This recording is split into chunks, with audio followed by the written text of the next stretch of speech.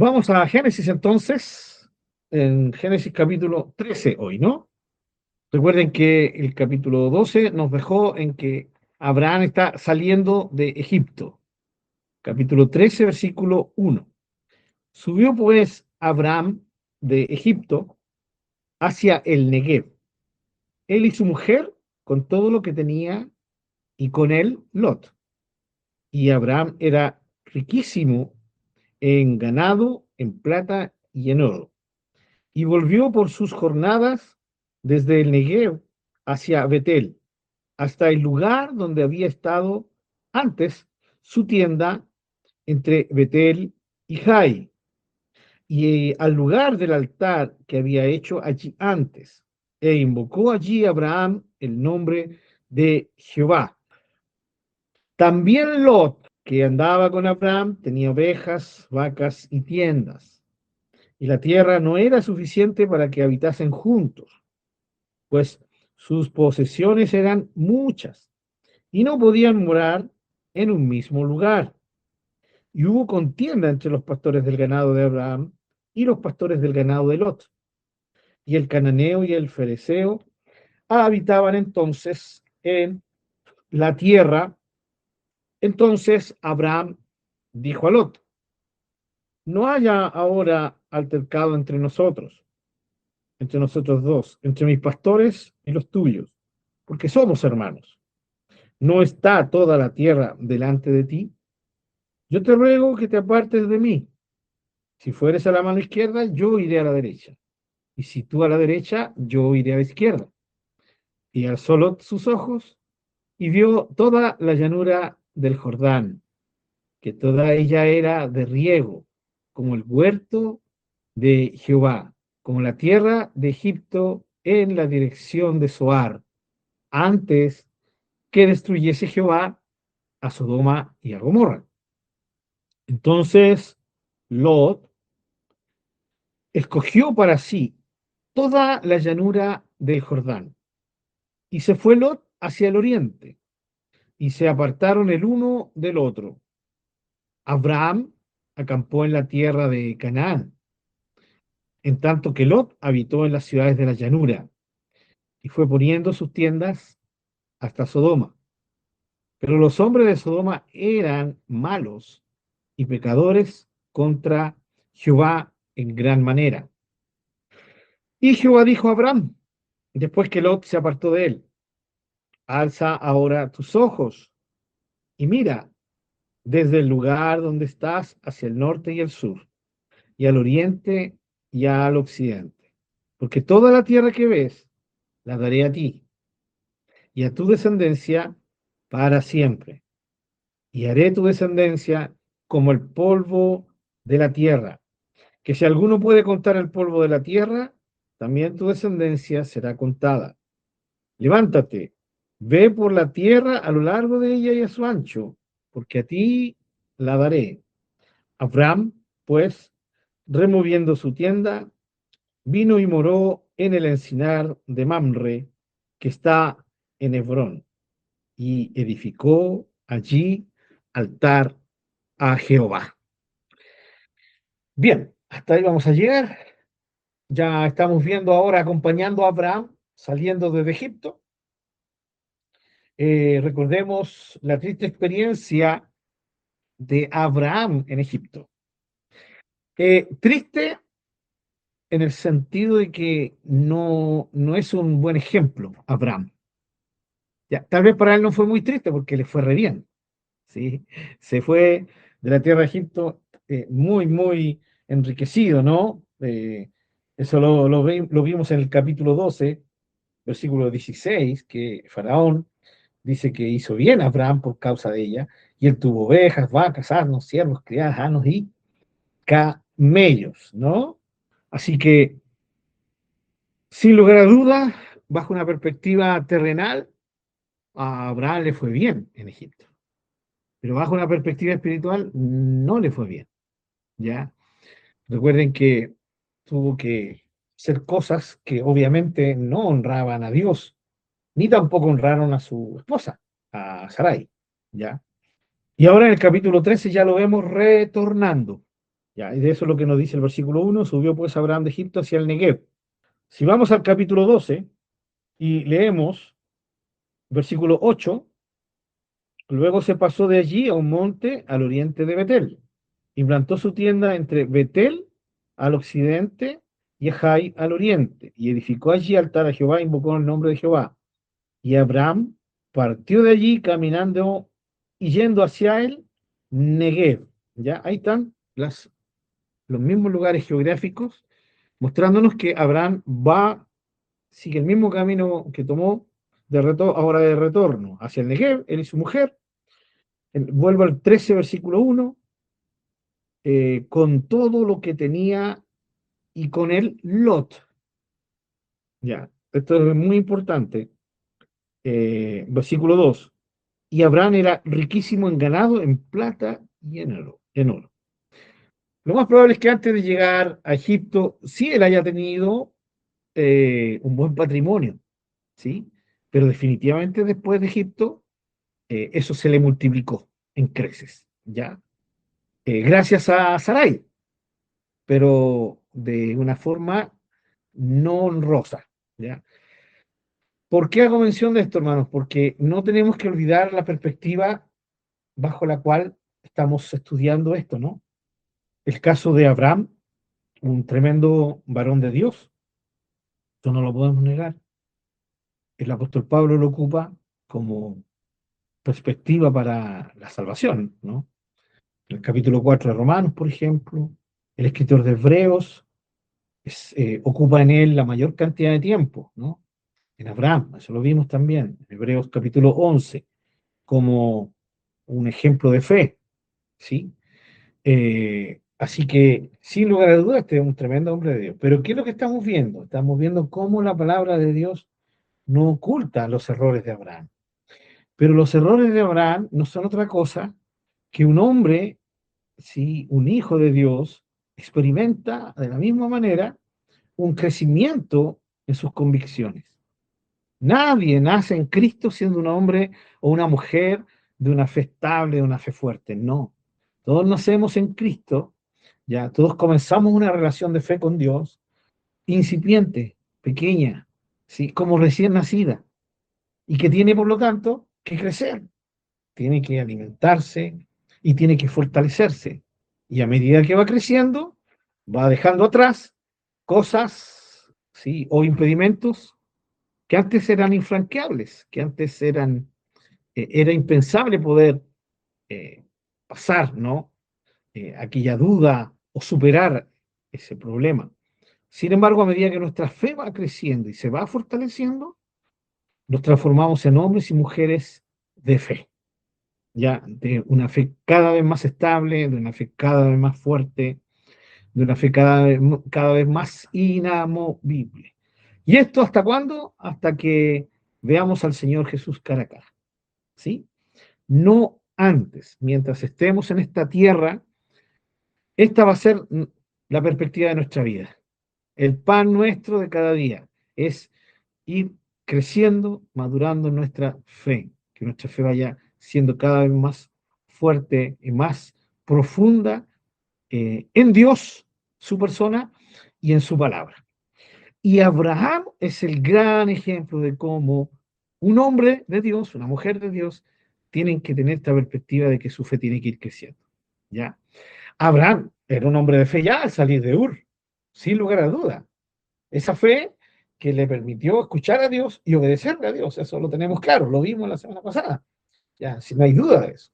Pero qué interesante que el Señor haya dejado esta historia, ¿no? De la vida de Abraham en Egipto, porque nos muestra claramente que Abraham deja la tierra a la cual Dios lo llevó, ¿sí?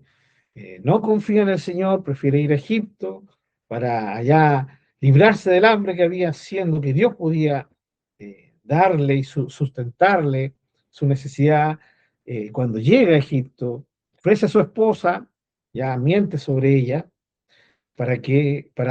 Y para ninguna otra cosa que para mantenerse vivo, ¿no? Para mantenerse vivo, porque él pensaba que lo podían matar. En fin, al final, en esencia, hermanos, es El episodio de Egipto, por donde le miremos, vamos a ver a un Abraham débil, ¿cierto? Espiritualmente, un hombre que todavía tiene perspectivas, ya no de un hombre profundo en fe. Está aprendiendo a confiar, ¿ya? Está aprendiendo a confiar. Y esto es muy importante entenderlo y verlo en la escritura, que es lo que estamos viendo. ¿Por qué? Porque tenemos que tener cuidado, como compartí la semana pasada con ustedes, sobre este tema de pensar que los hombres y mujeres de Dios en la Biblia eran seres perfectos, ¿ya? Ese es el problema de los seres humanos cuando enaltecemos a los hombres y mujeres de la Biblia.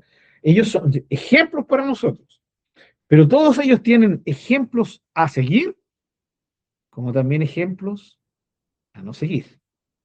Es cosa de pensar en el gran rey David, ¿no? Hombre conforme al corazón de Dios, pero también el hombre que cometió homicidio, ¿sí? De la mano con, ¿cierto? Del adulterio terrible, ¿no? Entonces, claramente los hombres y mujeres de la Biblia son mostrados en toda su humanidad. Y eso es bueno, porque nos recuerda a nosotros que también somos seres humanos, que podemos avanzar, ¿sí? Que podemos crecer. Y Abraham, en este sentido, no es la excepción. También se le presenta así. Por eso tenemos el caso de Abraham en Egipto, ¿ya? Pero ahora entramos al capítulo 13 y vemos esta idea, avanzar en la vida y en la experiencia de vida de Abraham. Lo vemos aquí, volviendo de Egipto, volviendo a la tierra que Dios le había dado, de la cual no tendría que haberse ido, no tendría por qué haberse movido. O sea, un Abraham, años más, unos 10 años más, no se hubiera movido tal vez de la tierra de Canaán porque hubiera confiado en que Dios le iba a proveer, ¿no?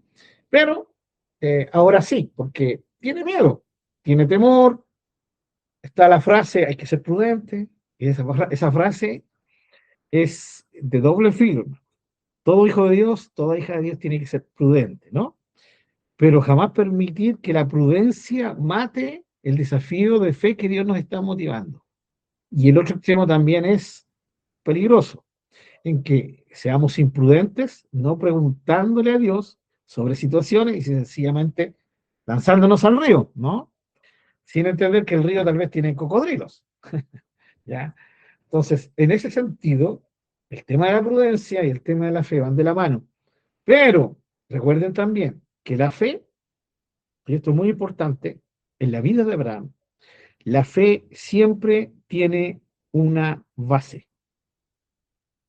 Y esa base es Dios y su dicho, Dios y su palabra. La fe en sí, por sí sola, no sirve para nada. ¿Ya? Nosotros no somos personas que dependemos en esencia de nuestra fe. Dependemos de Dios. Y nuestra fe depende de la palabra de Dios. Lo explico de otra manera. Nuestro Dios es el Señor, no nuestra fe. Mi fe no es la que consigue cosas directamente, las consigue indirectamente porque Dios honra nuestra fe, pero es Dios el que concede, Dios es el que hace el milagro, no mi fe. Entonces, el tema de Abraham es que Abraham se movía basándose en la palabra de Dios. Y es la misma forma en que todos nosotros los hijos de Dios deberíamos movernos. ¿Ya? Y aquí es donde la prudencia eh, sabemos cuándo aplicarla. Si Dios nos dice, haz esto, que yo voy a estar contigo, no hay prudencia que valga, hermanos. No hay prudencia que valga. Hay que lanzarse al río. ¿Sí? Pero si Dios no me ha dicho nada, entonces ahí tengo que ser cuidadoso, prudente, especialmente para cerciorarme de si es el paso que voy a dar la voluntad de Dios o no lo es. Mi hermano Marcelo. Sí, una consulta.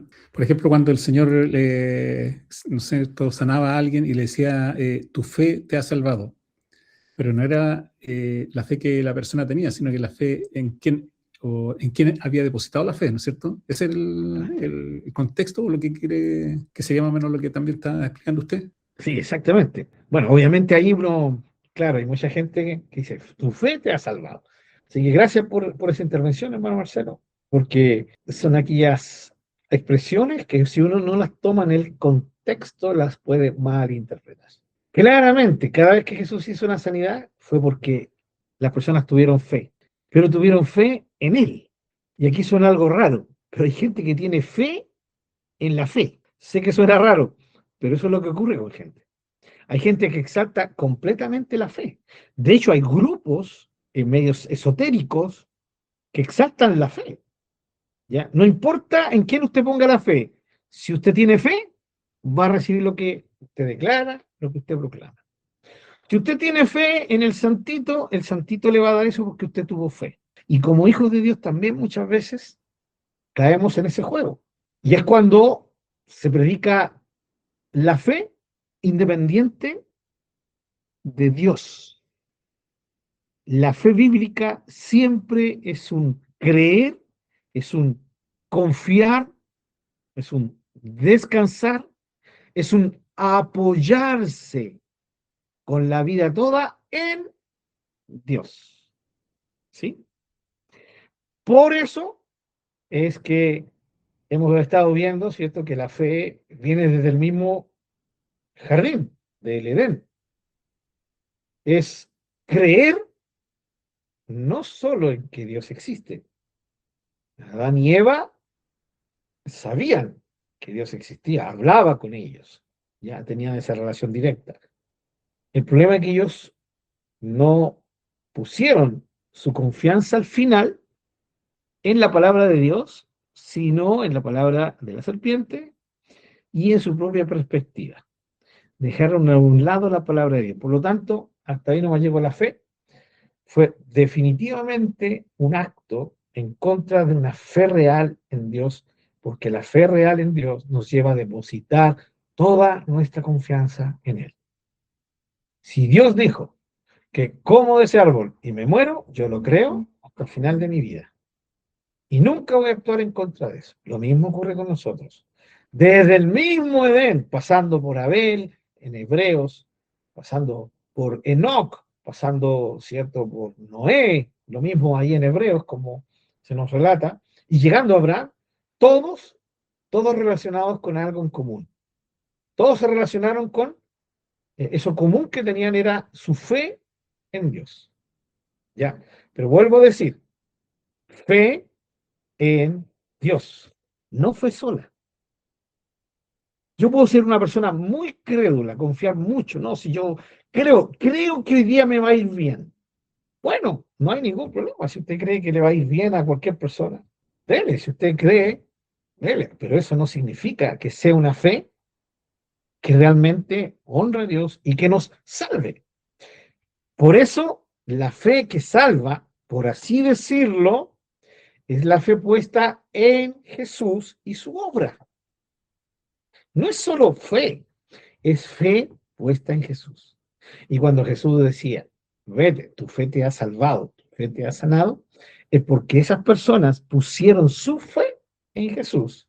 Y lo que Jesús hace es respaldar esa fe, justamente, para mostrarle a la gente que el camino único, porque no hay otro camino, y el único camino correcto es que el hombre deposite toda su confianza en él y en nadie más, solo en él. Así que el contexto es claro al decirnos que ellos pusieron su fe en Jesús. Por lo tanto, la fe de ellos fue respaldada. ¿Quién la respaldó? El poder de Dios. El poder de Dios, ¿cierto? Manifestado en Jesús y a través del Señor Jesucristo. Así que eso con respecto, ¿cierto?, a la fe. Ahora, volvamos a Abraham. Y volvamos a lo que estábamos viendo. Hermanos, Abraham fue un hombre de fe, pero también fue un hombre que creció en la fe, ¿ya? Lo que hace aquí el escritor, ¿cierto?, al hablarnos de la historia de Abraham, es mostrarnos eso. Y fíjense cómo esta historia de Abraham nos vamos a sentir identificados con él. De hecho, Espero que ya nos hayamos sentido identificados, ¿no? La fe con Dios, la fe en Dios, para Abraham tuvo un punto de inicio. Él estaba viviendo en una nación pagana y el Dios verdadero se le revela. Y Abraham pone su fe en ese Dios que se le revela. Lo mismo pasó conmigo, ¿cierto? Apareció en mi vida Jesús el Señor. Me llamó, ¿cierto? Y yo puse mi fe en Él y fui salvado. El Señor me salvó, ¿no? Mi fe en Él. Y eso me hizo ser su hijo, ser regenerado, ser perdonado. Como dice Efesios capítulo 2, ¿cierto? Salvos por gracia por medio de la fe. Y esto no es de ustedes, sino es don de Dios. La salvación es un regalo de Dios, ¿ya? Y ahí comenzó mi vida, igual que Abraham. Obedecí al llamado del Señor. Pero cuando veo mi vida pasada, cuando recién comencé mi vida, me siento identificado con Abraham, porque mi fe y mi entrega tal vez no fue radical y absoluta, completa, ¿no? De hecho, miro para atrás y tal vez me avergüenza algún acto que hice ya siendo hijo de Dios, pero al principio. Miro para atrás y me avergüenzo que me faltó la fe en muchas ocasiones. Pero sí estaba mi fe, sí estaba mi relación con Dios. Y a medida que mis años fueron pasando, transcurriendo, y comencé a caminar con Dios, mi fe se ha ido fortaleciendo. Al punto que hoy día miro para atrás y veo situaciones que experimenté negativamente siendo cristiano, y si hoy día tuviera, ¿cierto? Si fuera esa perspectiva hoy, sería diferente. Yo actuaría de forma diferente. ¿Por qué? Porque he ido madurando, he ido creciendo. Entre otras cosas, he ido creciendo en mi fe. Y Abraham nos muestra eso. Y también a medida que fui en algún momento como hijo de Dios, vino mi fe y mi fe se pegó un bajón. ¿Ya? O sea, también llegué a Egipto, también hice cosas por salvarme a mí mismo, obviando o dejando a un lado la verdad de que Dios se iba a encargar de mí en esa situación.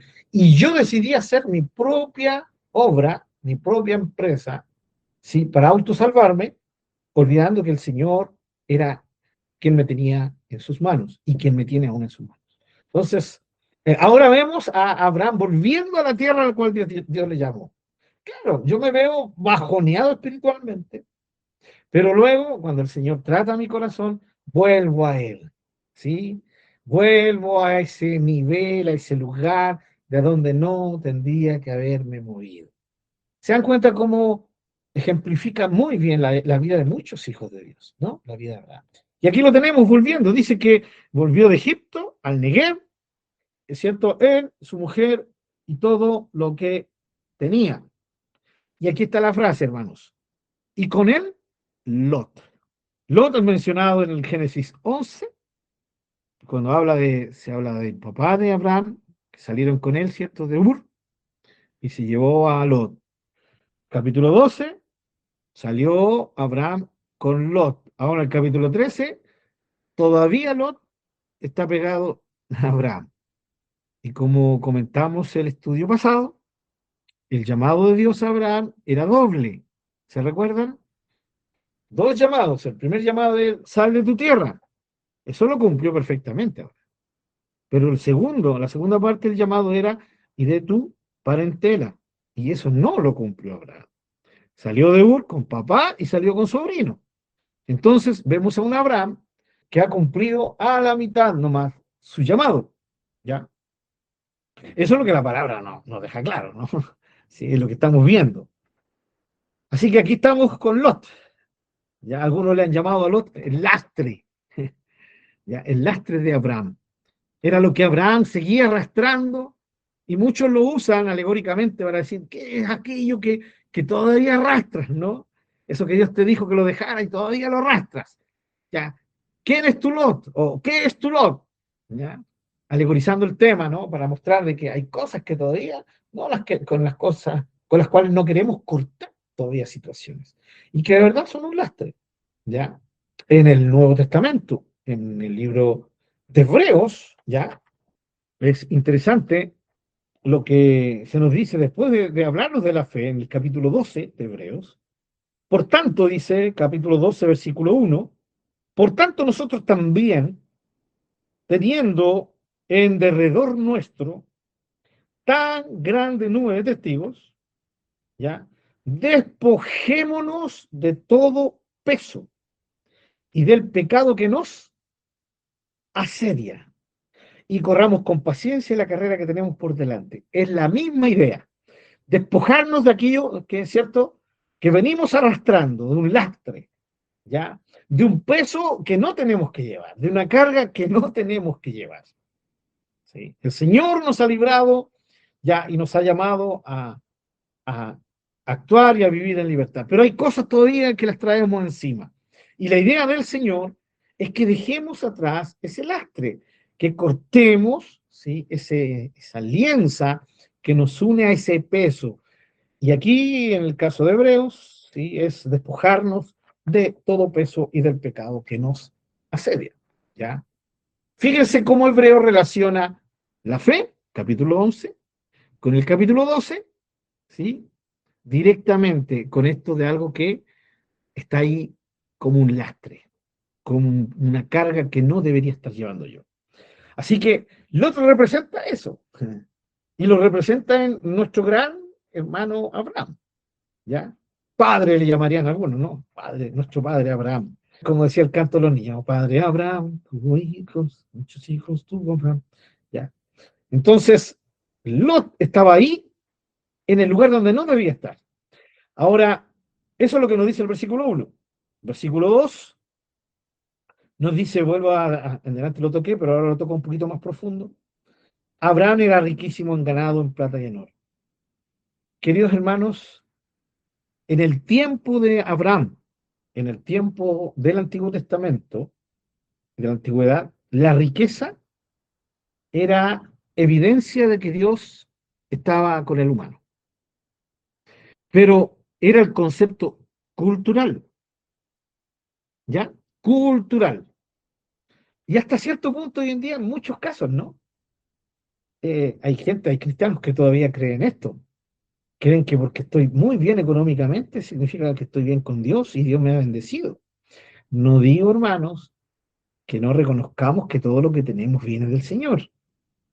El problema está en que no puedo creer o no puedo vivir creyendo que porque estoy bien y estable económicamente significa que eso es una evidencia ya del favor de Dios a mi vida como una vida consagrada, una vida al nivel que Dios quiere. No es así. Hoy en día, especialmente en la era de la iglesia, no lo es. La riqueza terrenal, la riqueza material, no es evidencia de una vida espiritual profunda y madura. No lo es. ¿Ya?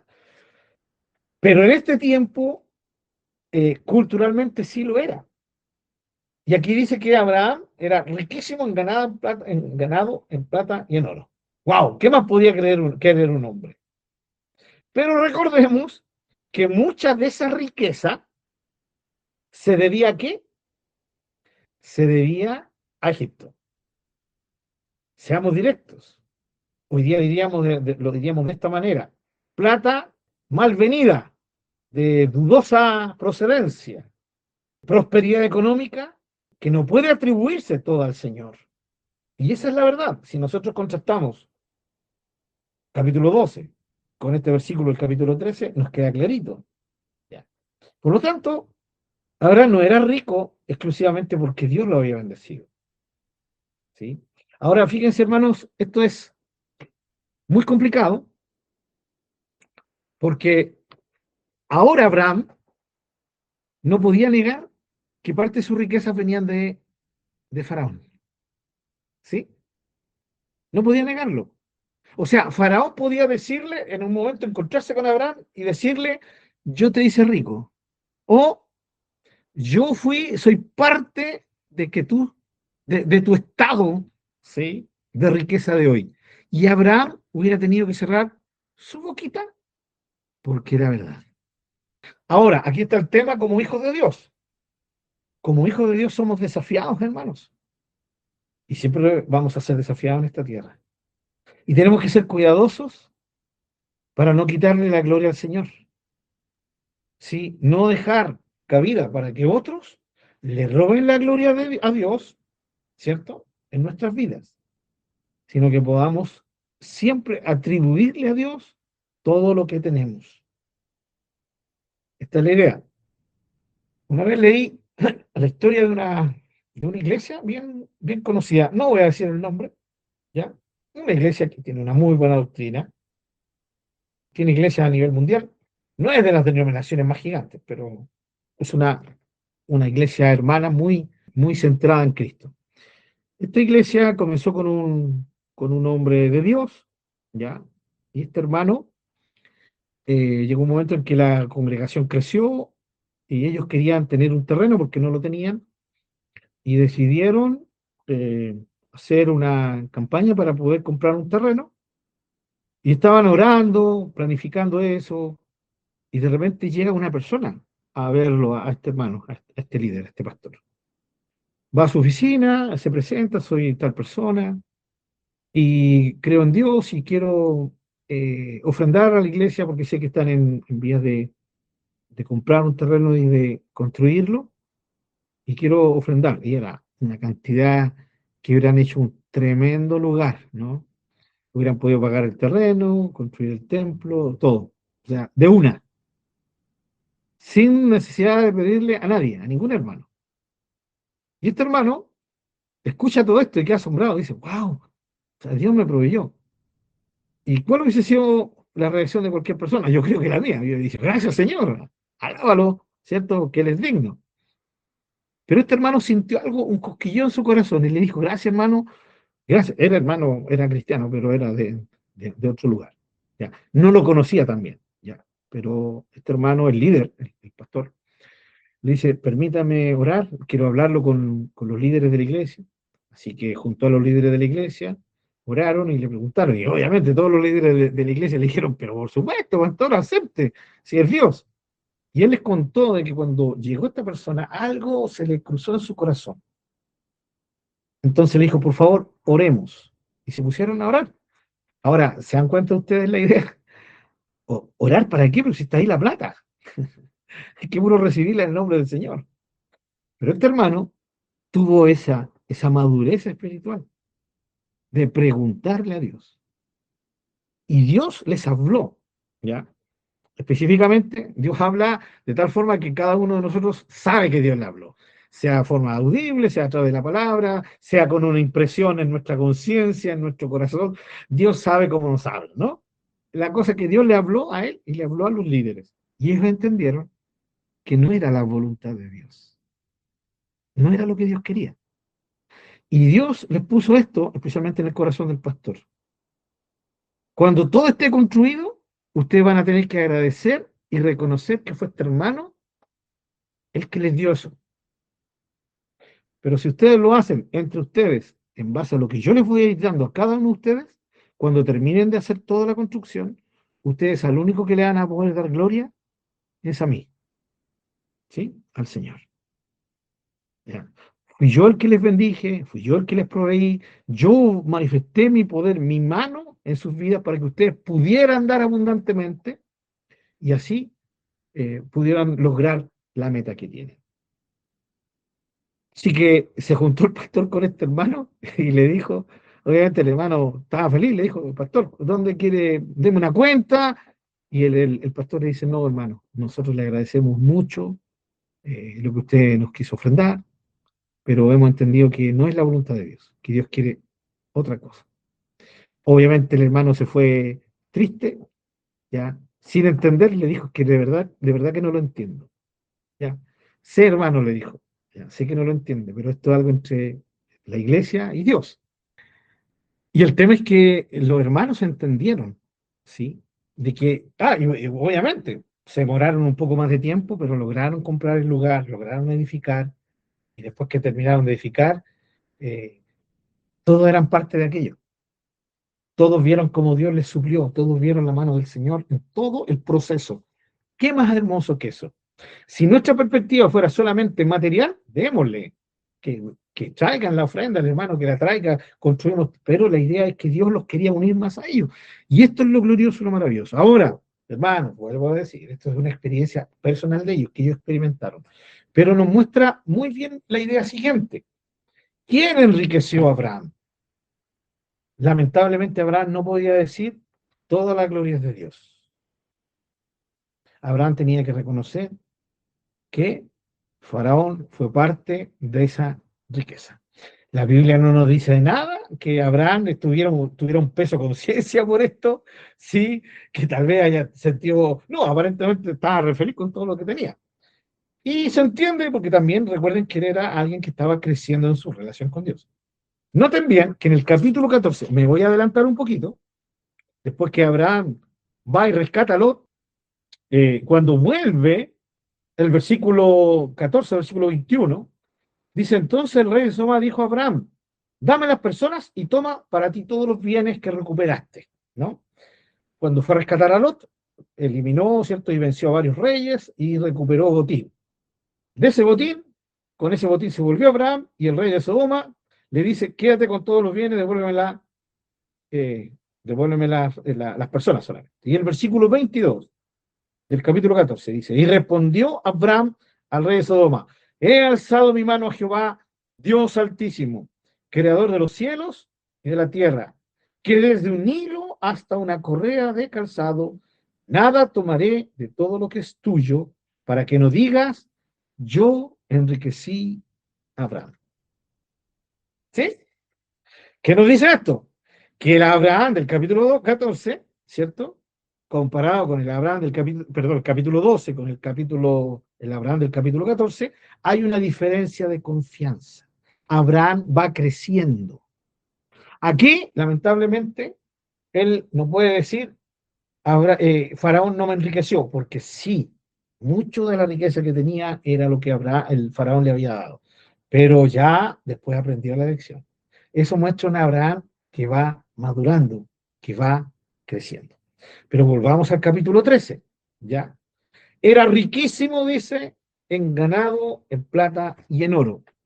Quiero seguir detenido aquí un poquito, hermanos, porque es muy importante que entendamos la perspectiva de lo material, ¿cierto? En el Antiguo Testamento y en el Nuevo Testamento. Vuelvo a decir, como lo dije hace un ratito, bajo la cultura de la antigüedad, lo material era evidencia de la bendición de Dios, ¿sí? También la enfermedad era evidencia y la pobreza, la esterilidad eran evidencia de la maldición de Dios, ¿sí? Una mujer estéril era que no tenía la bendición de Dios, ¿sí? Segundo, pobreza, lo mismo. Enfermedad, lo mismo. Pero eso, hermano, nosotros lo vemos en el Nuevo Testamento y vemos claramente un cambio. El paradigma cambia, cambia. Y si alguien no lo logra ver en el Nuevo Testamento, porque no está entendiendo ni está leyendo correctamente. Y aquí está, hermano, el peligro que corremos con basar la perspectiva de la iglesia en la tierra basándonos en la perspectiva del pueblo de Israel. ¿Ya? La iglesia, al igual que Israel, ¿cierto? Son propiedad de Dios y son subconjuntos del reino de Dios. La iglesia está inmersa en el reino de Dios, como lo estuvo Israel en el Antiguo Testamento. Hoy día es la iglesia la que está representando al reino de Dios aquí en la tierra. Y en el reino de Dios, ya, la perspectiva en el Nuevo Testamento pasa a ser lejos espiritual por sobre lo terrenal. Escuchamos a Jesús diciendo, mi reino no es de este mundo. Pasamos a ver el Nuevo Testamento y vemos a cristianos como en Hechos, capítulo 11, a cristianos, la iglesia de Jerusalén, pasando necesidad, ¿sí? No se quedaron sin alimento, pero no tenían, ya vivían al día porque vino una tremenda hambre al sector y alcanzó a los hijos de Dios, ¿no? Ahora, todo esto bajo el propósito de Dios, ¿no? Vemos a cristianos ya no ricos, todo lo contrario, cristianos deshaciéndose de sus riquezas, ¿o no? En el libro de Hechos, miren la actitud que tenían los cristianos en la primera iglesia. Se deshacían de cosas y hoy en día en las iglesias lo que más en algunas se predica y lo que más se ofrece es no deshazte de las cosas, sino Dios te va a dar más cosas. Eso es lo paradójico del evangelio que hoy día se predica en muchas iglesias. Bueno, reconocemos que es famoso, el famoso conocido evangelio de la superfe o de la prosperidad. ¿Ya? ¿Significa que Dios no quiere que prosperemos materialmente? No, no es eso. Lo que pasa es que el problema está en que nosotros tenemos que entender cuál es la voluntad de Dios. Si Dios quiere que yo prospere materialmente, Dios lo va a hacer, ¿sí? Pero eso siempre también va a tener un objetivo. Dios no me va a dar cosas materiales para que yo las acumule, las acumule y las siga acumulando. Eso es absolutamente una perspectiva anticristiana, hermanos, antibíblica, ¿sí? Antibíblica. No es para nada, bajo ninguna perspectiva cristiana, el que recibe y adquiere más y más bienes y más bienes y los va acumulando. Esa es una perspectiva absolutamente humana y anticristiana. El verdadero cristiano no acumula. El verdadero cristiano aprende a vivir con lo que tiene y puede aprender a vivir. Dios quiere que él viva holgadamente, ni un problema, pero si sigue recibiendo, el verdadero cristiano, la verdadera cristiana, va a empezar a redirigir sus riquezas y las va a ocupar en el beneficio del prójimo. ¿Por qué? Porque el segundo mandamiento que rige su vida es ama a tu prójimo como a ti mismo. Un verdadero cristiano nunca va a tener su conciencia tranquila de seguir acumulando, sabiendo que hay gente que se está muriendo de hambre o está pasando necesidad. El verdadero cristiano va a actuar en favor del prójimo. Sé, queridos hermanos, que suena un poco, para algunos tal vez sonará un poco radical. No es radical, es sencillamente bíblico. Pero este es un tema amplio, no lo puedo tocar ahora. Solamente quiero dejar claro que esto es así. Si usted no está de acuerdo conmigo, o no cree que lo que yo estoy diciendo realmente es bíblico, no se preocupe, usted tiene la Biblia y la puede leer, ¿ya? Y vamos a ir por la parte fácil. Lea el Nuevo Testamento, no es necesario que la lea toda. Con el Nuevo Testamento va a ser necesario para que se dé cuenta que lo que el hermano Pablo acaba de decir lo sacó de la Escritura y no de su propia ocurrencia. Porque voy a ser sincero, si yo tuviera una perspectiva humana, a mí no me convendría estar diciendo esto. Todo lo contrario. Yo le ofrecería hartas cosas para que ustedes me ofrendaran harto, ¿cierto? Les sacaría versículos que sean en la Biblia, etcétera, etcétera, y de una u otra manera los manipularía para yo poder recibir un beneficio económico, ¿ya?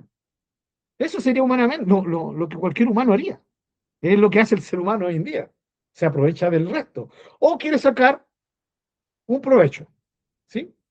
Pero como yo entiendo que no es la perspectiva de la palabra de Dios, no puedo hacerlo. No puedo hacerlo. ¿Por qué? Porque yo ya no actúo humanamente, bajo una perspectiva humana, natural. Yo hoy día, sujeto al Señor, actúo bajo una perspectiva del reino de Dios. Y todo lo que di el discurso recién sobre lo material proviene de lo que el Nuevo Testamento nos enseña, de cómo hoy se manifiesta el reino de Dios aquí en la tierra por medio de su iglesia. ¿Ya? Así que cuidado con aquellos que hacen uso de lo espiritual para enriquecerse. Eso no viene de Dios. Y, y si ustedes se dan cuenta, ¿sobre qué se basa esta falsa doctrina de la prosperidad? ¿Cuáles son sus grandes fundamentos bíblicos? Porque ellos dicen, la Biblia dice, ¿cuáles son sus grandes fundamentos? El 95% es Antiguo Testamento. Y el 5% mal interpretado más encima, sacado de contexto, es sacado del Nuevo Testamento. Por eso, hermanos, tenemos que entender de que la perspectiva del Antiguo Testamento, culturalmente era diferente a como lo es hoy para la iglesia. ¿Ya? Entonces, si yo agarro este versículo, capítulo 13, versículo 2, y dice, y Abraham era riquísimo en ganado, en plata y en oro. Tengo dos perspectivas.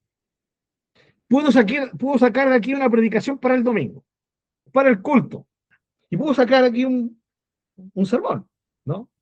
La bendición de Dios. Y puedo hacerlo muy al estilo de Evangelio de Prosperidad y decir, hermanos, Abraham era un hombre de fe.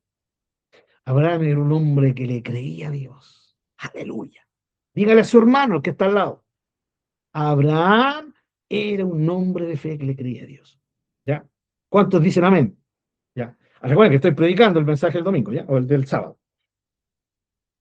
Y aquí la palabra de Dios nos muestra claramente, aleluya, que Abraham era riquísimo. Dígale a su hermano que está al lado. Abraham era riquísimo, ¿sí? De plata, de dinero. Era riquísimo. ¿Ya? ¿Y por qué era riquísimo? Porque era un hombre de fe, le creía a Dios. Dios le dijo, te voy a hacer grande. ¿Sí? Así que Dios estaba por Abraham y hermano. Ahora, pregúntale, dile a tu hermano que está al lado. Dice, ¿eres rico? Si tu hermano te responde, oye, bueno, estoy bueno a predicar, creo que me voy a dedicar a esto, ¿no? Eh, si tu hermano te dice no, entonces dile, te falta la fe.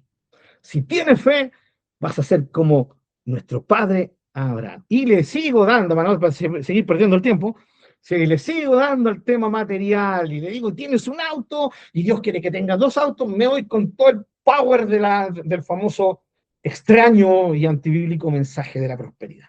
¿Sí? Esa sería una predicación para el día domingo. Y es lo que a muchos les encanta oír.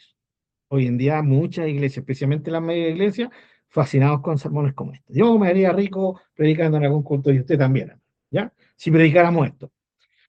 Pero no es la verdad del Evangelio. Y la otra forma de interpretar este versículo es espiritualmente, alegorizando. Entonces yo parto diciendo, Abraham era riquísimo en ganancia. Hermanos, hoy día las riquezas son espirituales.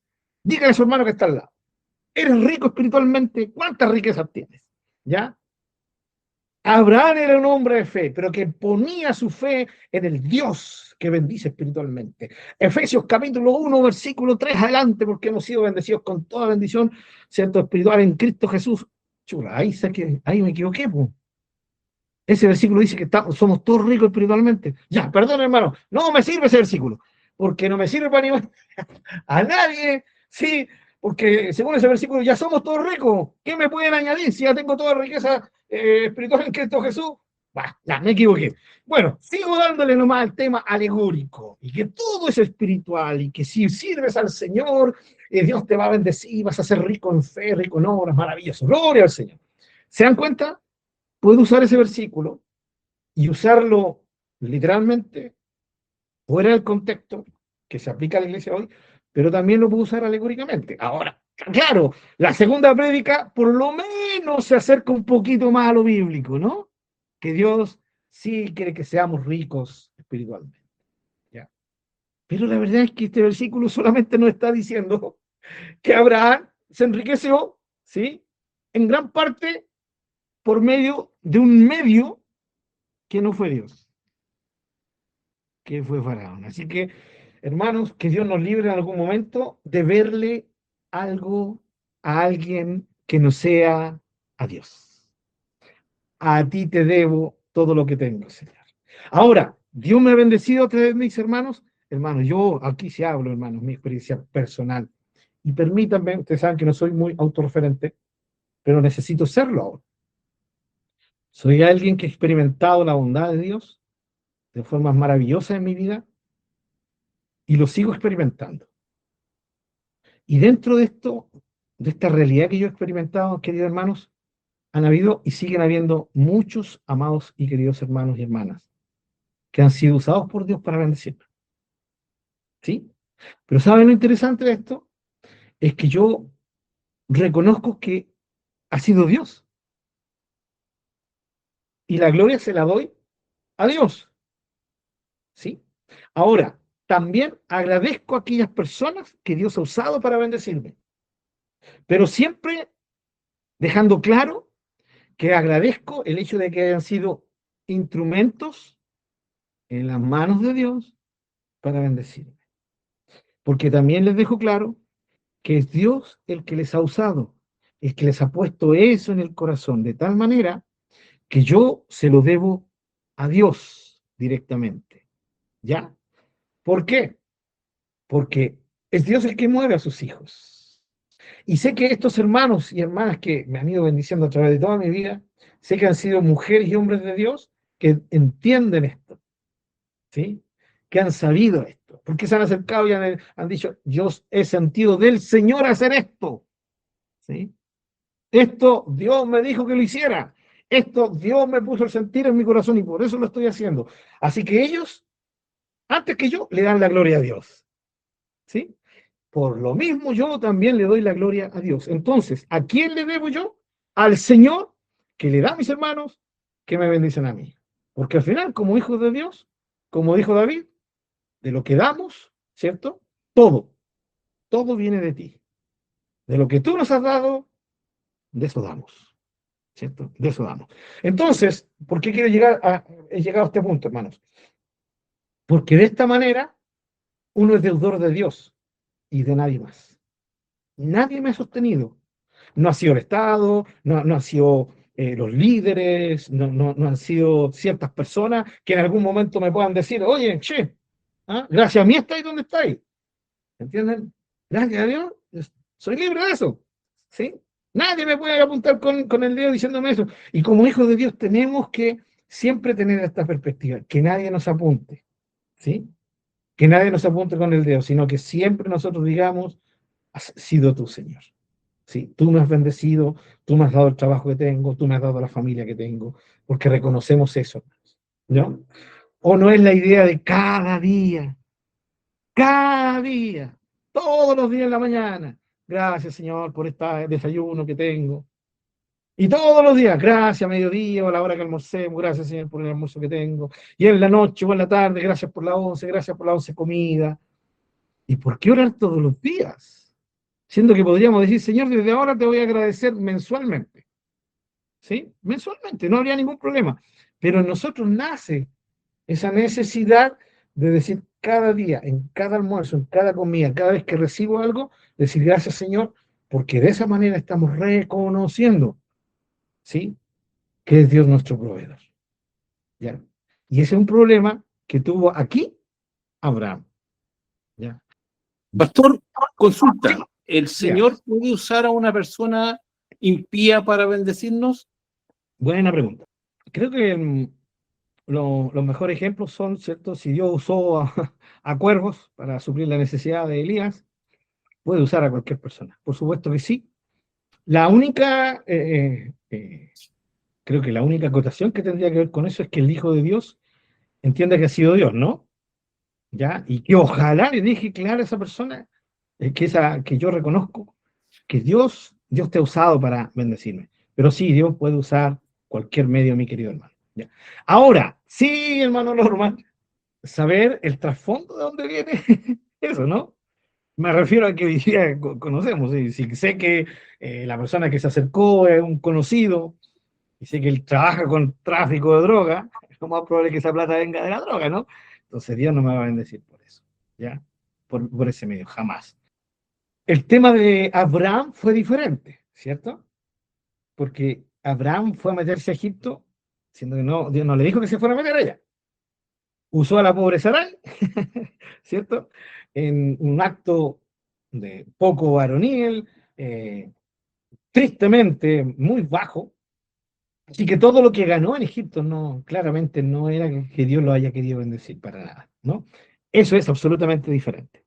Pero que Dios nos pueda bendecir, por supuesto. Ahí mi hermano Norman ha dejado clarito el caso de Edras, el caso, ¿cierto?, de Nehemías también, que fueron ayudados por estos reyes paganos incluso, ¿no?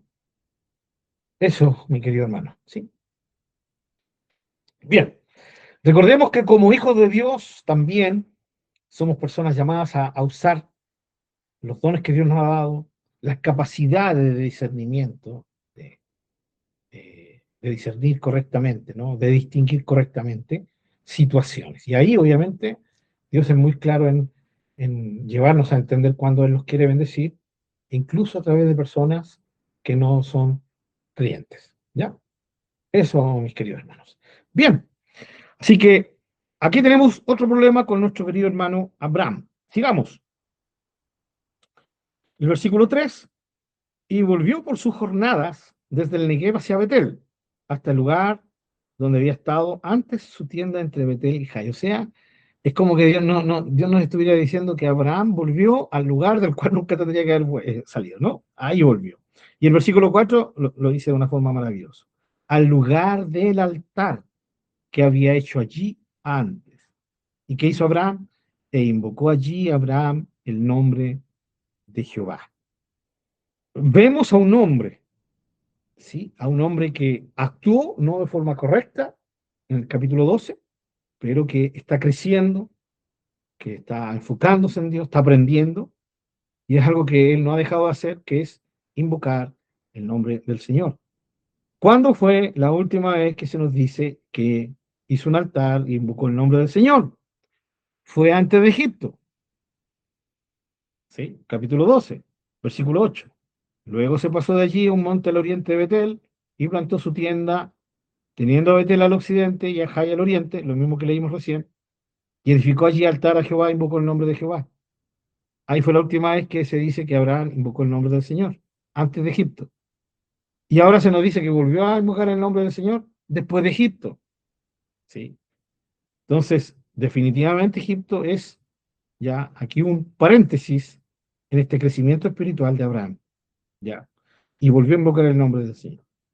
Vuelvo a decir, esto nos representa cuando nosotros desconfiamos, cuando nos alejamos del Señor, cuando dejamos de confiar en Él. Y después cuando volvemos a Él, ¿sí? Es como volver al altar que habíamos construido antes, del cual nos alejamos, ¿no? Muy bien. Eso con respecto a Abraham. Ahora, ¿qué pasa en el versículo 5? También Lot, aquí se vuelve a mencionar a Lot, que andaba con Abraham, tenía ovejas, vacas y tiendas. O sea, no solamente Abraham tenía riquezas, Lot también las tenía. ¿Sí? Lo más seguro, por el versículo 2, es que Abraham era mucho más rico que su sobrino. Pero en animales también él tenía muy buena cantidad de recursos. Versículo 6, y la tierra no era suficiente para que habitasen juntos. ¿Qué tierra? La tierra donde estaban habitando, porque la tierra era súper grande, era muy grande, muy expedita, ¿ya? Pero se refería al tema de la tierra donde ellos habitaban. O sea, se nos estaba diciendo que el problema era que estaban juntos. Era un problema que Abraham estuviera con Lot, era un problema. Y los problemas, ¿sí? Que aquí se suscitan son producto de aquello. Volvemos al tema del lastre, ¿se acuerdan? De cargar con aquello que no deberíamos cargar, que ya le tendríamos que haber cortado hace mucho rato la lienza, que tendríamos que haberlo dado vuelta, el carrito, ese carrito que llegan algunos vehículos atrás, ¿no? Ya lo tendríamos que haber dejado. Pero no lo dejamos, por eso aquello se nos vuelve un grave problema. Pero fíjense cómo es maravilloso que este problema va a llevar a Abraham a hacer algo que tendría que haberlo hecho hace mucho tiempo. ¿Ya? Versículo 7. Hubo contienda entre los pastores del ganado de Abraham y los pastores del ganado de Lot. Y el cananeo y el fereceo habitaban entonces en la tierra.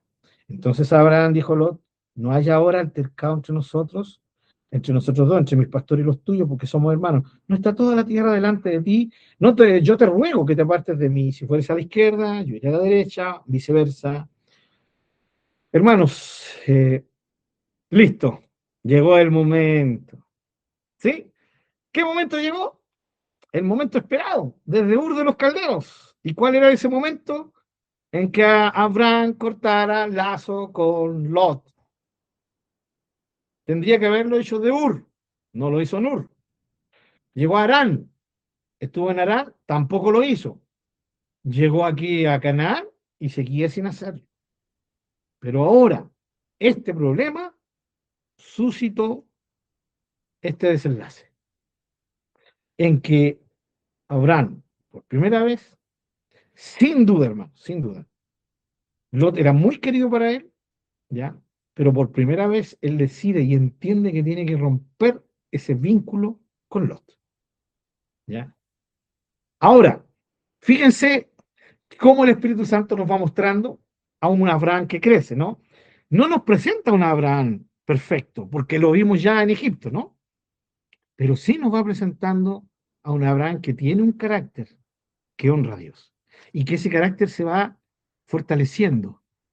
¿Ya? Y aquí tenemos dos preciosas características de Abraham en los versículos 8 y 9. ¿Sí? La primera característica está en el versículo 8, ¿ya? Que no haya altercado entre nosotros. Abraham tenía un corazón pacificador.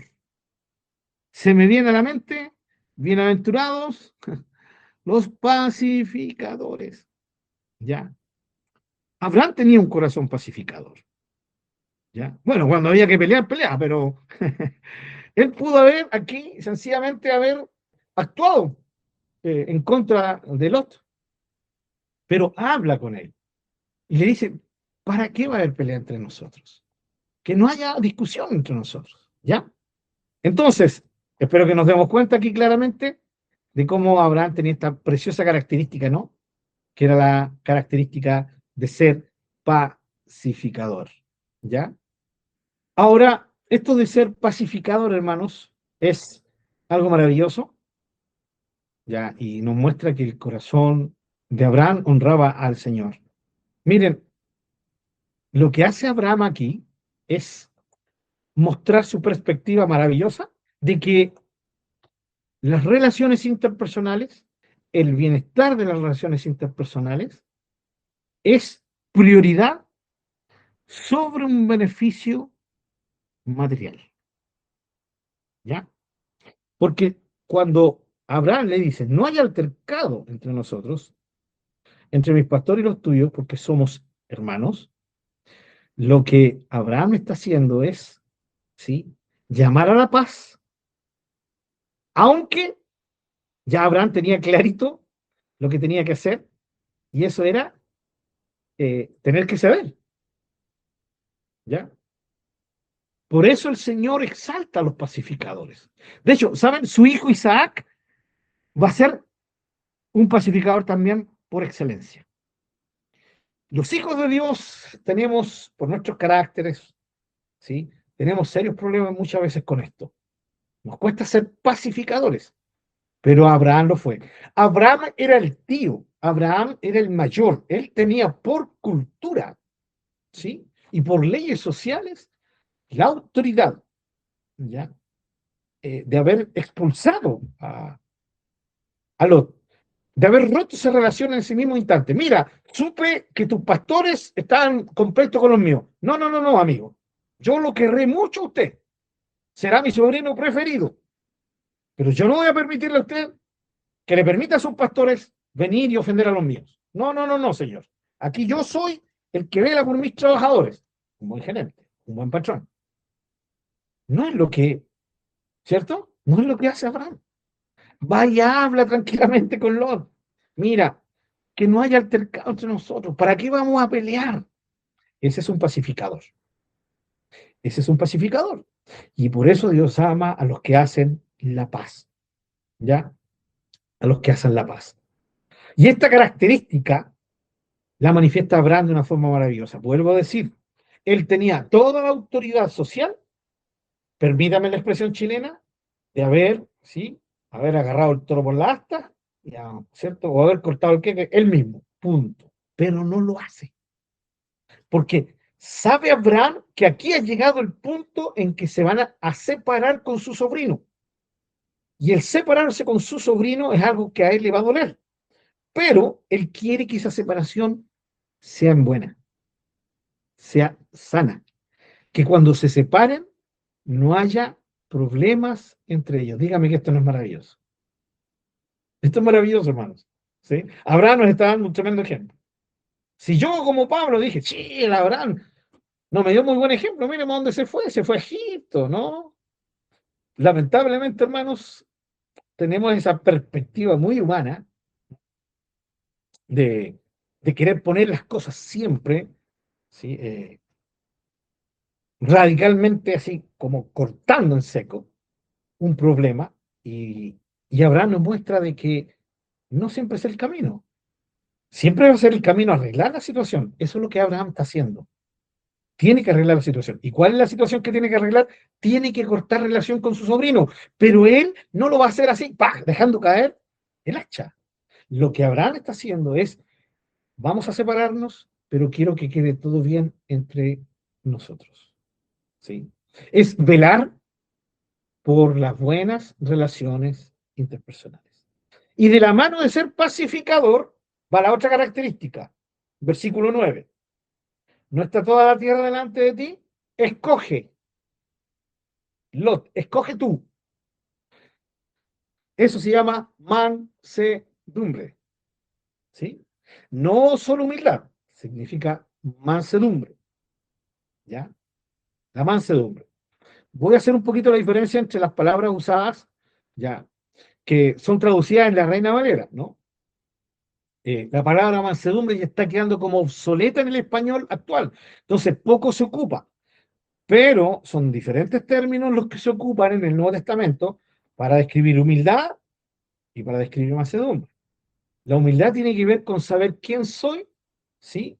A no tener un más alto concepto de mí mismo, para que eso no me lleve a mirar en menos a mis hermanos, ¿sí? Y a nadie, ni a mis hermanos ni a mi prójimo, ¿sí? Soy un ser humano igual que ellos. La humildad me permite tener esa capacidad de percepción de mí mismo. La mansedumbre tiene que ver con ceder los derechos, ¿sí? La mansedumbre tiene que ver con saber que estos son mis derechos y yo se los impongo a quien se me pase por delante. Pero la persona que tiene mansedumbre, por el bien de las relaciones interpersonales, por el bien del prójimo, cede sus derechos. Jesús dijo, aprendan de mí que soy manso y humilde. Cuando dijo manso, ¿sí?, la mejor forma de experimentar la mansedumbre de Jesús es en la cruz. Pero más, un poquito antes, en el juicio. ¿Sí? En el juicio. Cuando Jesús dice, ¿no creen ustedes que yo no tengo la autoridad de pedir a mi Padre que envíe una legión de ángeles y vendrían a salvarme? Eso es porque Jesús sí podía hacerlo. Tenía ese derecho, tenía esa posibilidad, pero Jesús no la usa. Y luego, cuando está crucificado en la cruz, y le dicen, si viene el Hijo de Dios, bájate de la cruz, ¿sí? Nuevamente, Jesús con todo el derecho, él tenía toda la autoridad, el poder de haberse bajado de la cruz.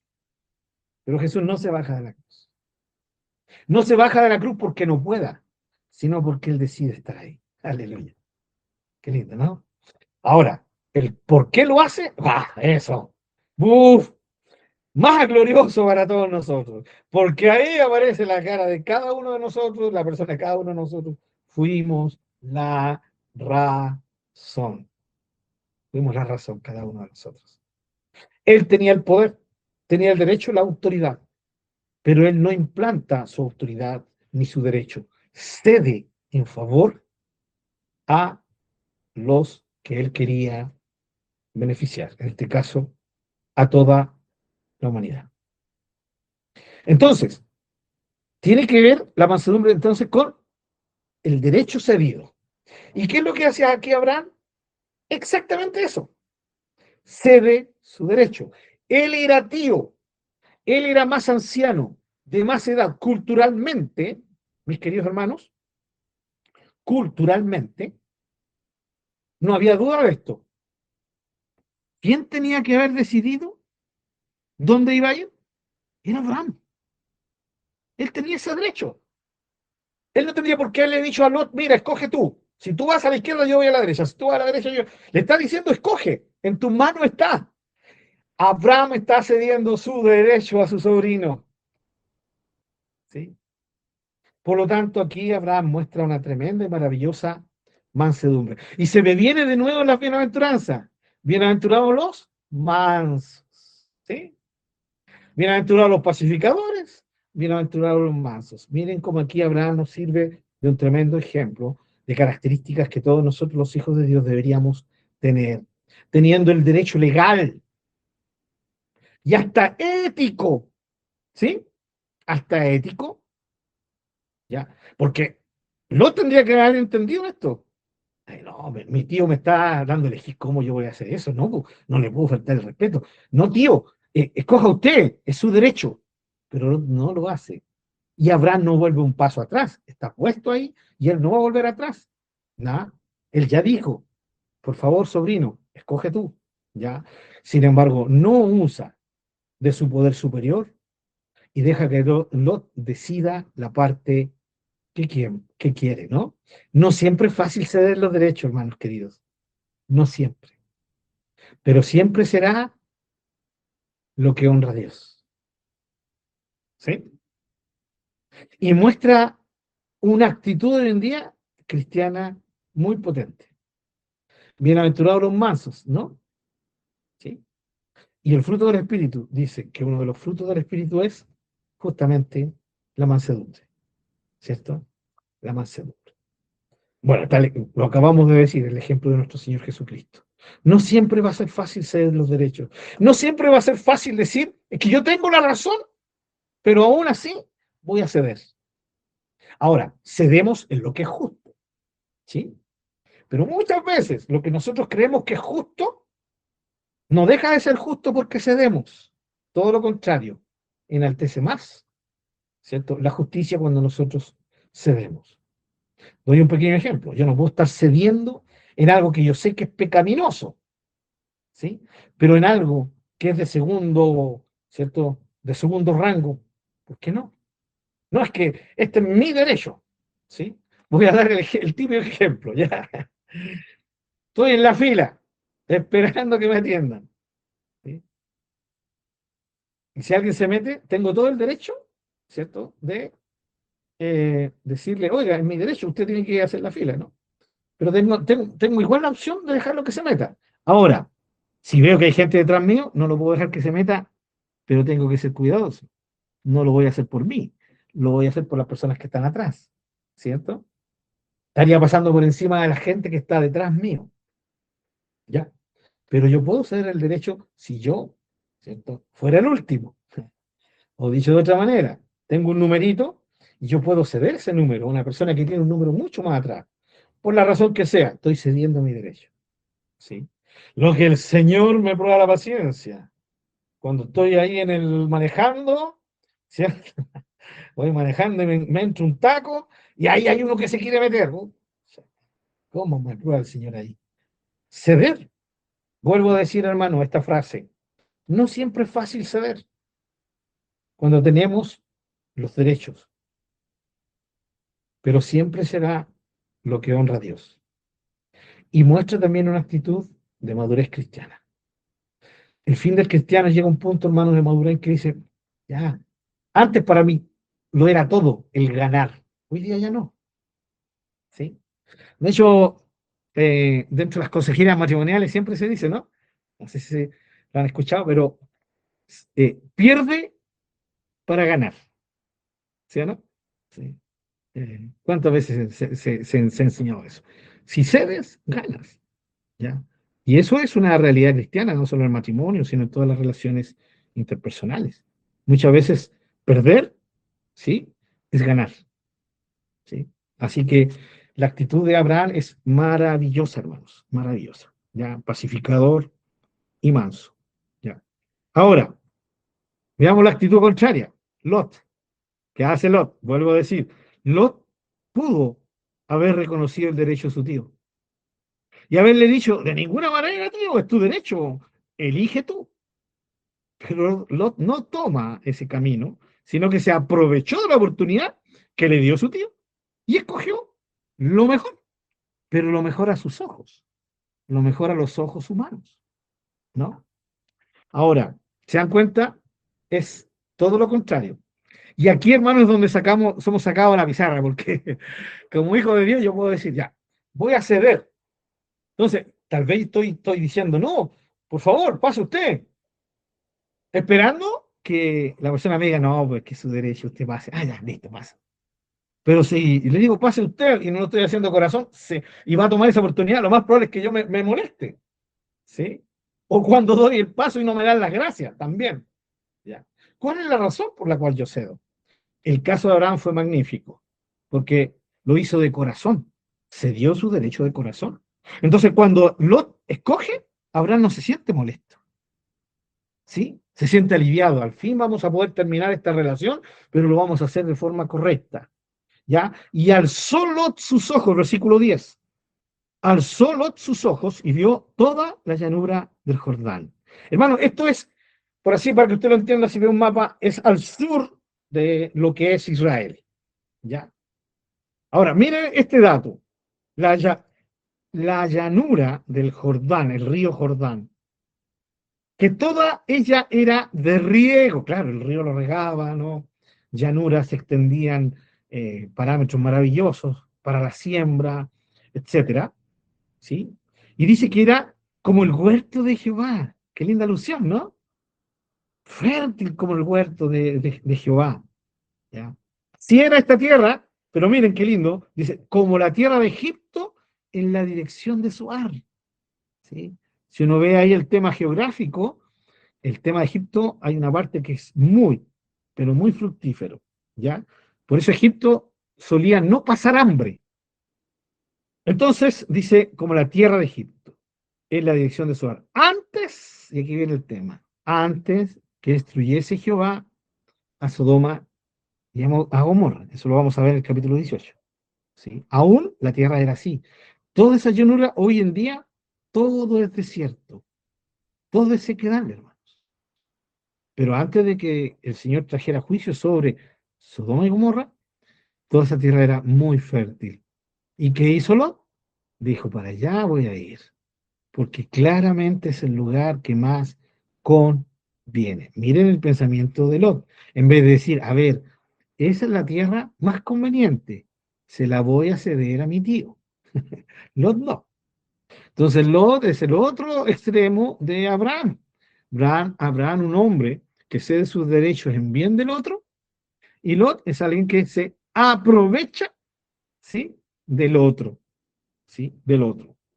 Así que, versículo 11, Lot escogió para sí toda la llanura del Jordán y se fue Lot hacia el oriente y se apartaron el uno del otro. Ah, ya. Al fin, por primera vez en la historia de Abraham, Abraham ha roto con su parentela. Por primera vez, Abraham ahora está al día con el llamado de Dios. ¿Sí? Con el llamado de Dios. Dios está claramente ahora viendo que se cumple de parte de Abraham lo que él le demandó desde Ur de los Caldeos, que era que dejara su parentela. Que dejara su parentela. Y aquí, hermanos queridos, hay toda una enseñanza, ¿no? Es maravilloso lo que uno puede ver acá. Lot sale ganando.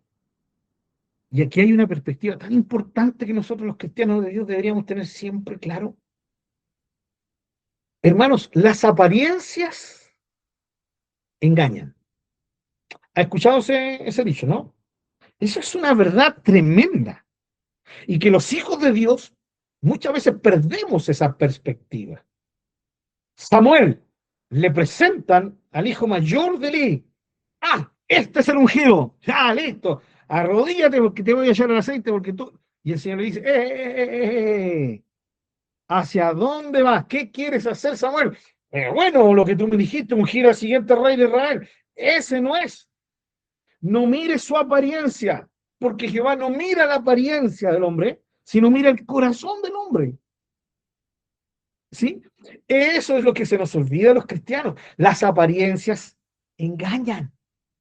Y se nos olvida esto. Y esto es un dicho muy humano, ¿o no? Por supuesto que sí, es un derecho absolutamente humano. Pero hermano, que su esencia es lo que Dios quiere que nosotros los hijos de Dios entendamos y vivamos de acuerdo a aquello. Que las apariencias engañan. ¿Sí? Lot ganó, ¿o no? Definitivamente, si lo vemos humanamente, Lot ganó. Se quedó con el mejor lugar, ¿sí? Terminó su relación con su tío, se hizo rico a costa de su tío, Lot ganó por donde se le vea. Pero las apariencias engañan. ¿Sí? Y lo que ocurre con Lot es que Lot se va feliz por haber decidido el lugar más maravilloso para él y haber dejado al tío un lugar de menos calidad. Pero ¿qué ocurre, hermanos? Que aquí, ya, el que gana realmente, ¿quién es? Abraham, sin lugar a dudas. ¿Y por qué gana? ¿Cuál es la perspectiva de que es Abraham el que gana? Es que se separa al fin de Lot. Por fin rompe relación con su parentela. Por fin atiende y cumple el llamado completo de Dios. Salió de su tierra. ¿Sí? Y ahora puede decir, salí de mi tierra y salí de mi parentela. Así que el que realmente ganó con todo esto fue Abraham. Ahora Dios ve a Abraham como un hombre que ha cumplido a cabalidad el llamado que él le hizo. Ya se apartaron el uno del otro. Y vamos a ver, hermanos. Miren, ¿qué hace el versículo 12? Abraham acampó en la tierra de Canaán, en tanto que Lot habitó en la ciudad de la llanura. Y aquí está el tema. ¿La llanura dónde llevaba? A estas ciudades que en ese tiempo eran muy fructíferas, porque habitaban en esta llanura. ¿Sí? Esta llanura que era como el huerto de Jehová. Esta llanura que era como la tierra de Zoar en Egipto.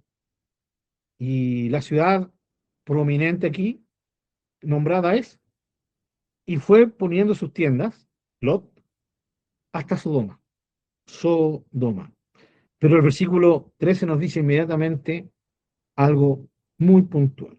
Pero los hombres de Sodoma eran malos y pecadores contra Jehová en gran manera. ¿Sí? De hecho, en este tiempo Dios ya estaba, ¿sí?, con la perspectiva de traer juicio sobre ellos. Aún había oportunidad. Aún Dios les estaba dando oportunidad para arrepentirse. ¿Ya? Pero ya estaban en un camino muy avanzado, casi de no retorno, hermanos. Y aquí vemos cómo el que perdió realmente fue Lot.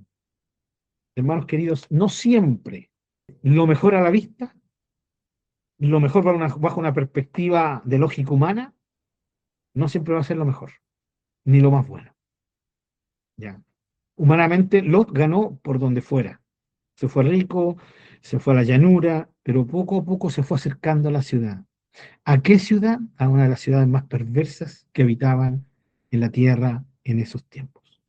Sodoma, su vecina Gomorra, y sus dos ciudades más pequeñas, pero igual de perversas, se llamaban Adma y Seboín, ¿ya? Y aún una quinta, ¿ya?, que Dios la perdona, pero eso lo vamos a ver más adelante cuando veamos cómo Dios trae juicio sobre Sodoma y Gomorra. Por ahora tenemos que ver cómo el Señor ya está anticipándonos la perspectiva hacia ese juicio que vendría. ¿Ya? Así que vemos a un Lot que va en pésimo camino. ¿Qué realidad más aplicable a nuestras vidas, hermanos? Oh, pero, o sea, qué maravillosa es la enseñanza, ¿no? Tan práctica, el ejemplo. Hay veces que nosotros vemos con nuestros ojos y creemos que es lo mejor. Y tal vez no sea lo mejor. Y aquí es donde nosotros tenemos que ver a Dios como lo que Él es, Señor de nuestras vidas. ¿Qué significa que Él sea el Señor de nuestras vidas? Que yo ya no hago lo que quiero ni lo que se me antoja. Voy y le pregunto, Señor, ¿qué quieres que haga? La vida cristiana consiste en eso. Si, hermanos, cuando el cristiano o la cristiana no viven una vida consecuente con esto, ya enfocada en estarle preguntando al Señor en cada perspectiva de nuestra vida, es porque nos estamos alejando de la perspectiva del señorío de Dios. Y hay que ser muy cuidadosos con esto. ¿Sí? Y miren, quiero tocar esto, que es una delgada línea. Cierta persona dijo, sí, hay que preguntarle a Dios, obviamente, las cosas más complicadas, ¿no? Pero no le va a preguntar al Señor si quiere que me levante con el pie izquierdo o con el pie derecho, ¿no? ¿Sí? O no le voy a preguntar al Señor si quiere que vaya y tome la micro, o tengo que tomar esta micro, no. ¿Sí? Son cosas que uno tiene que hacer, que son caídas de la mata. ¿Ya? Ahora, ¿es verdad eso? Sí y no. Es verdad en el sentido que hay cosas que uno las hace porque tiene que hacerlas, ¿no? Pero ¿cuál es el no? El no es que el creyente, a medida que avanza en su fe y en su confianza en Dios, vive una vida dependiente de la voluntad de Dios en todo. Y esto va de la mano de lo que dijo un famoso misionero, un hombre de Dios. Le preguntaron, hermano, él se llamaba George Miller, año 1800 y tanto, por allá en Bristol, Inglaterra. Y le preguntaron, hermano George, ¿cómo usted sabe cuándo algo es o no la voluntad de Dios? El hermano queda mirando aquí la persona que lo estaba entrevistando y él dijo, es que yo no necesito saber cuál es la voluntad de Dios, porque yo vivo en la voluntad de Dios. Ah, tremendo. Hay que anotarla esa. No, demasiado profundo. Demasiado profundo. No, mejor lo borro. Se- como 100 neuronas, ¡puf! Murieron. Así que solo tratar de entender eso. Suena tan así, tan rebuscado espiritualmente, pero cuando uno va a la escritura, y miren, es algo que nosotros en nuestros estudios lo hemos visto tantas veces. ¿Se recuerdan? Enoc caminó con Dios. Eso es vivir en la voluntad de Dios. ¿Por qué? Porque el hombre y la mujer que caminan con Dios tiene ¿cierto? Una fluidez en su comunicación con Dios. ¿Me entiende? Entonces, está tan rendido a la voluntad del Señor, ¿sí? Que aún no es exagerado para él preguntarle, Señor, ya, tengo que tomar esa micro que viene ahí, que no la tengo que tomar. Y yo sé que para muchos sonaría ridículo, pero el tema es que yo, antes de salir a tomar la micro, pero el tema es el siguiente, antes de salir, yo ya he estado en comunicación con Dios. ¿O no? Entonces lo que este hermano decía, hombre, va a estar preguntando al Señor si tengo que tomar esa micro o no. Claro, no necesitas preguntarle si tienes que tomar esa micro o no. Pero, ¿por qué? Porque ya antes de salir de casa y aún en el camino a tomar la micro o el bus, tu comunicación con Dios va haciendo que tu vida sea dirigida por el Señor. Entonces, tienes paz en cada paso que das. No así el que busca a Dios solo cuando le conviene. No así la que busca de Dios solamente cuando tiene un problema grande o tiene que resolver una cuestión de dimensiones un poco abultadas o grandes o extremas. No, mi comunión con Dios no depende de mis dificultades.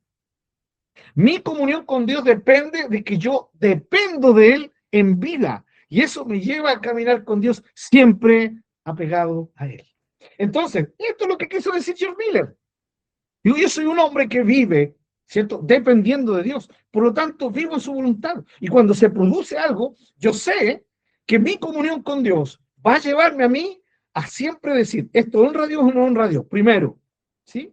Si lo honra, bien, voy a dar el paso. Pero siempre voy a estar atento si en algún momento el Señor me dice, no des el paso.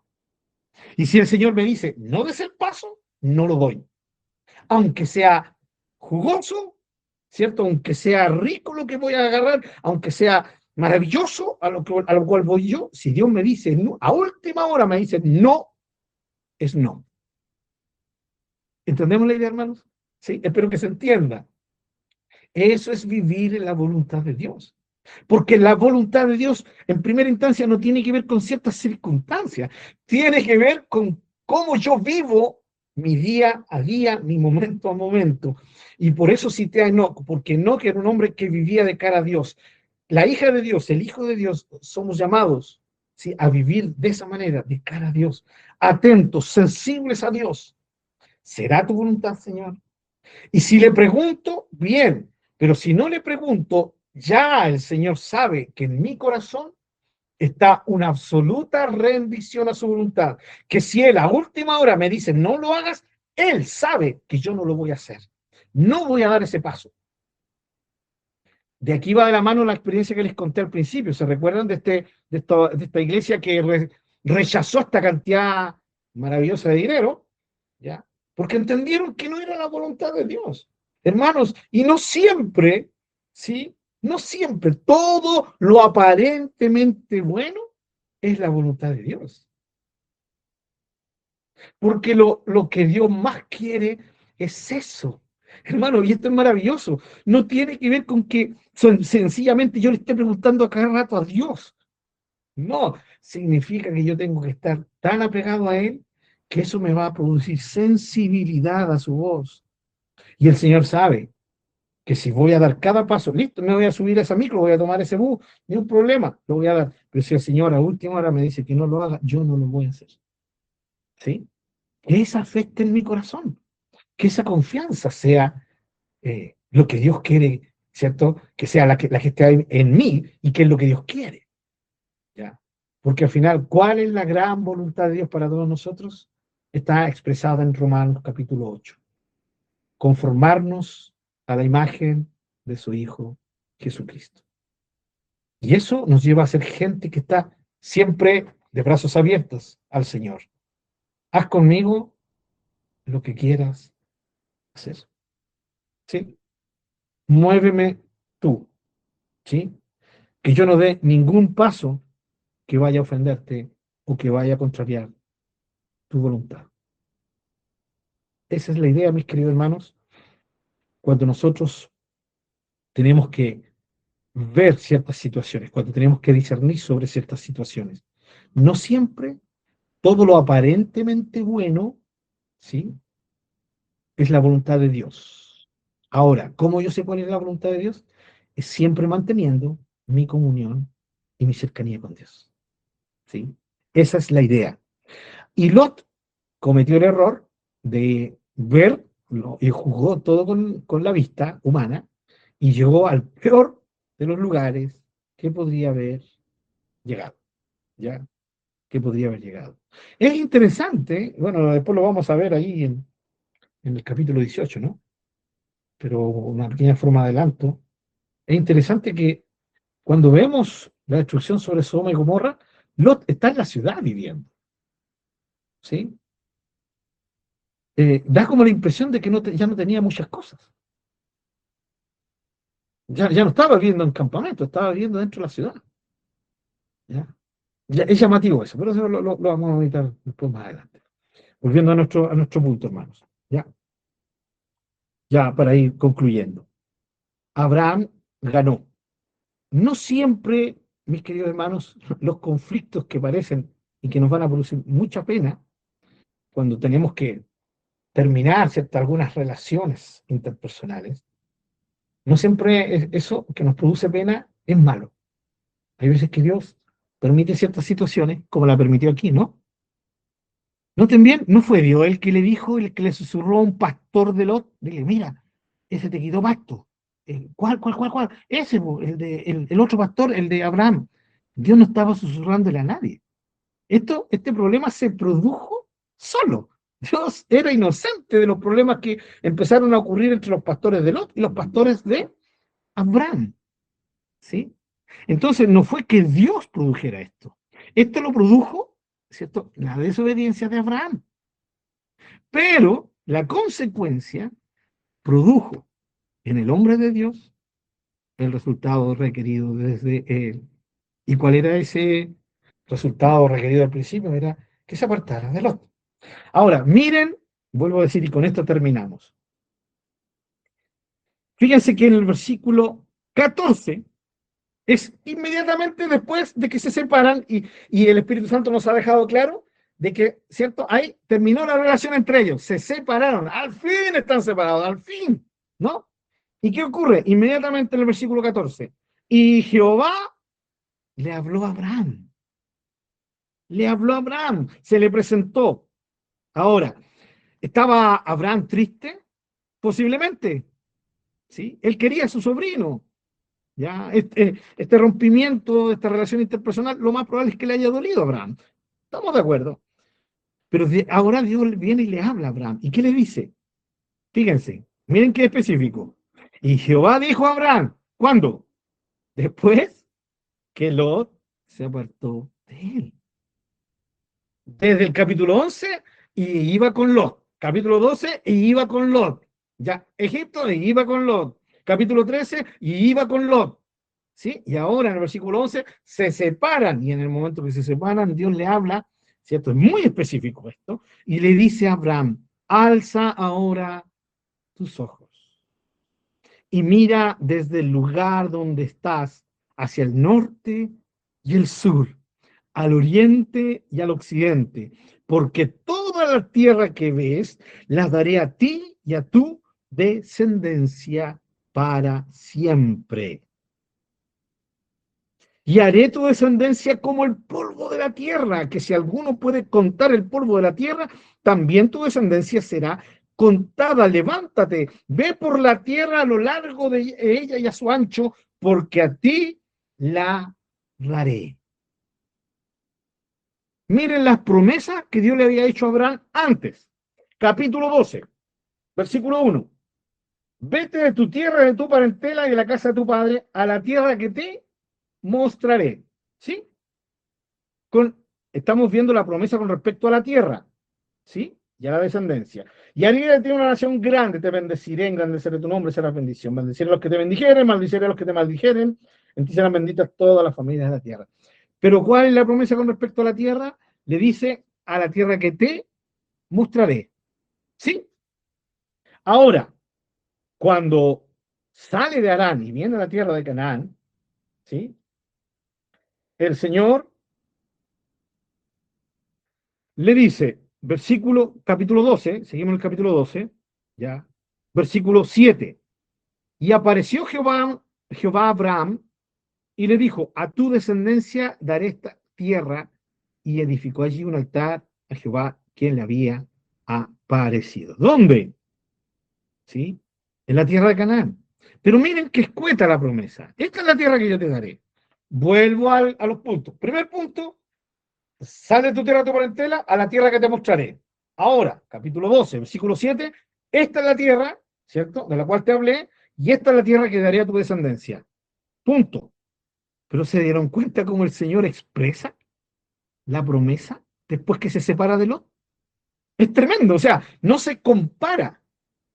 Dios le muestra primero la tierra y después le dice, esta es la tierra, escuetamente, pero ahora le dice, alza ahora tus ojos. Mira hacia allá, mira hacia acá, norte, sur, este, oeste, hasta donde llegue tu vista, toda te la daré. Es más, paséate por ella, anda a lo ancho, a lo largo de ella, porque toda esta tierra te la daré. Es más, Abraham, multiplicaré tu descendencia. Te dije que de ti haría una gran nación, pero ahora te digo, sí, capítulo 12, ahora el capítulo 13, ahora te digo que tu descendencia será como el polvo de la tierra. Si alguien puede contar, ¿cierto? Esos puntitos que son parte de la tierra que pisamos, ¿no? Si alguien puede contar, van a poder contar tu descendencia. Tu descendencia será incontable. Díganme que no hay una ampliación tremenda de la promesa de Dios a Abraham. ¿Cuándo? Cuando se separa de Lot. Ya, cuando se separa de Lot. No antes. Y terminamos leyendo el versículo 18. Abraham, pues, removiendo su tienda, vino y moró en el Sinar de Mamre, que está en Hebrón, y edificó allí altar a Jehová. Después de esta promesa que Dios le dijo, paseate por esta tierra, ¿qué hizo Abraham? Obedeció, creyó en fe, y dijo, bueno, si esta es la tierra que el Señor me prometió, voy a andar a lo largo de ella. Sacó su tienda y avanzó en la tierra, y se fue a detener a un lugar llamado Hebrón, ¿ya? En el encinar de Mamre, que es un lugar bien particular en lo que es la vida de Abraham. Pero eso lo vamos a ver también más adelante. Hermanos queridos, cuidados o sí. Alguien podría decir, no, el Señor es tan bueno. Le dijo todo esto a Abraham porque estaba triste Abraham, para consolarlo. No, no es eso. Aunque igual seguramente con todo esto se consoló Abraham, ¿no? Por haberse separado de su sobrino tan querido, por el rompimiento de esta relación con él, tan familiar, ¿no? De parentela. No, la razón por la cual Dios amplía esto es porque ahora, con esto Dios nos está diciendo que Abraham estaba completo en su respuesta al llamado. Mis amados hermanos, vemos a un hombre que está creciendo en su fe, que está creciendo en su relación con Dios, que está creciendo paso a paso. Es un vivo ejemplo para todos nosotros. Amén.